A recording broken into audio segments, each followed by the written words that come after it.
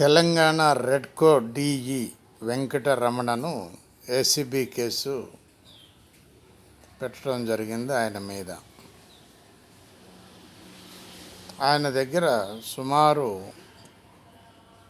ప్రస్తుతం 100 కోట్ల రూపాయలు ఆస్తి ప్రాపర్టీ ప్రస్తుతానికి అంత ఉన్నట్టుగా లెక్కలు చెప్పడం జరిగింది. ఆదాయానికి మించి ఆస్తులు ఉన్నట్టుగా యాంటీ కరప్షన్ బ్యూరో వార్తలు వస్తున్నాయి. ఇంకా లెక్కించవలసింది చాలా ఉన్నది. అది లెక్కించిన తర్వాత మీకు ఫుల్ డీటెయిల్స్ చెప్పటానికి అనుకూలంగా ఉంటుంది. ఇంకా చాలామంది ఉన్నారు, ఆయన ఒక్కడే కాదు. మరి వాళ్ళు సెట్టింగ్స్ చేసుకుంటున్నారు, కేసులు పెద్దవిగా కాకుండా చేసుకుంటున్నారు. అయితే వాళ్ళు ఎంత చేసుకున్నా కూడా ఏసీబీ వారి దగ్గర ఈ కేసులు ఉన్నాయి. ఇవి రోజు బయటపడుతుంటాయి. వీటిని వదిలే ప్రసక్తి లేదని వారు అంటున్నారు.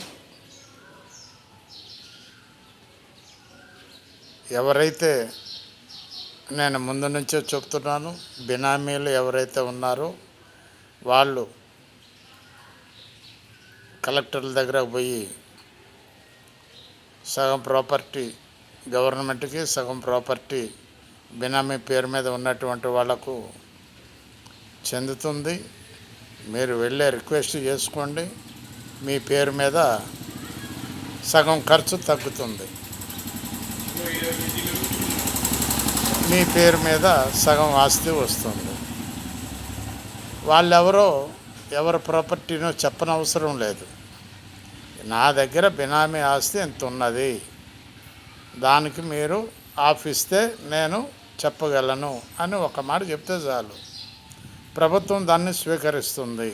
ప్రభుత్వం స్వీకరించాలి. ఎందుకంటే ప్రభుత్వం దగ్గర ప్రస్తుతం డబ్బు లేదు.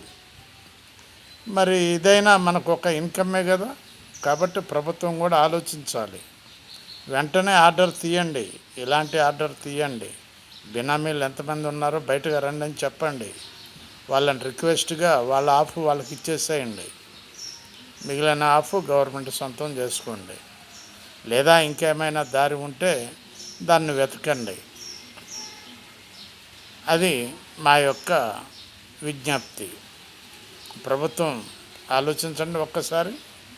బాలసాని వీరప్రసాద్, హైదరాబాద్.